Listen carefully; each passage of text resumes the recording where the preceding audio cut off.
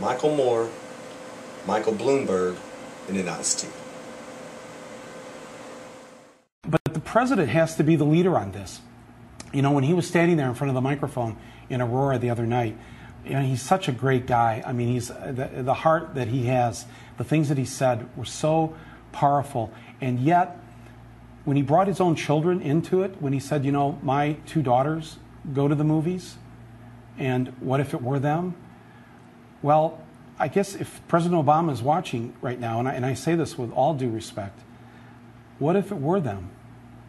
What if it were them last Thursday night?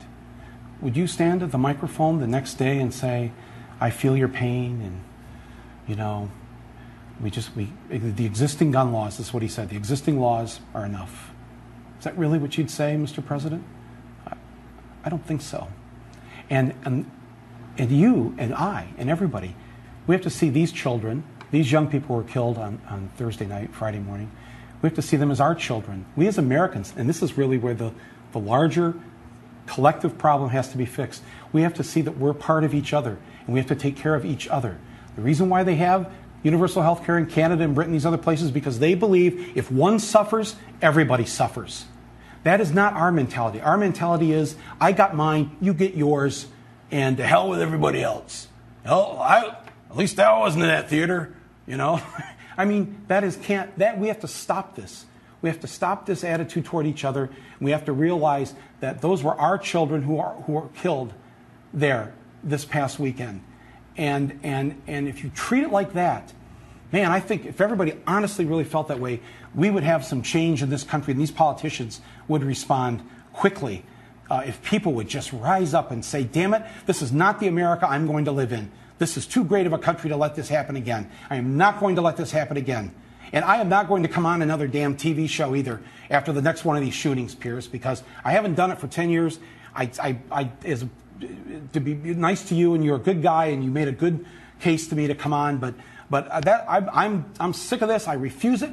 I refuse to live in a country like this, as I said and before, and I'm not leaving. So therefore, what am I going to do? It's got to change. And I invite Americans who feel the same way as I do, and I believe it's the majority, to help me change this. Help everyone change this.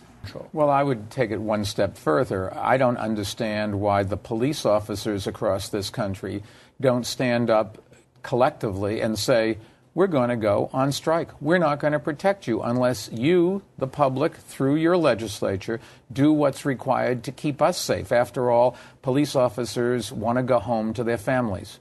And we're doing everything we can to make their job more difficult, but more importantly, more dangerous, by leaving guns in the hands of people who shouldn't have them, and letting people who have those guns buy things like armor-piercing bullets. The only reason to have an armor-piercing bullet is to go through a bullet-resistant vest. The only people that wear bullet-resistant vests are our police officers. And that's true across this whole country. So we should, at some point, we have to understand this is our children or grandchildren or us. But for the police officers, it's much more immediate, because when you and I hear shots, we run away, they run towards it.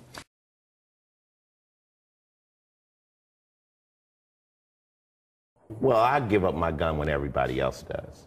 Well, doesn't that make sense? I mean, if there were guns here, would you want to be the only person without one? Yeah, it's legal in the United States. It's part of our Constitution. You know, the right to bear arms is because that's the last form of defense against tyranny. Not to hunt. It's to protect yourself from the police. And do you see any link between that and these sorts of incidents? No. Nah, not really. You know what I'm saying? If somebody wants to kill people, you know, they don't need a gun to do it. Makes it easier, though, doesn't it? Not really. You can use you can strap explosives on your body. They do that all the time. So when there's the inevitable backlash of the anti-gun lobby as a result of this incident, as there always is. Well, that's not going to change anything in the United States. Anything. Nah. The United States is based on guns. You know, like KRS says, you'll never have justice on stolen land. So it's not going to change.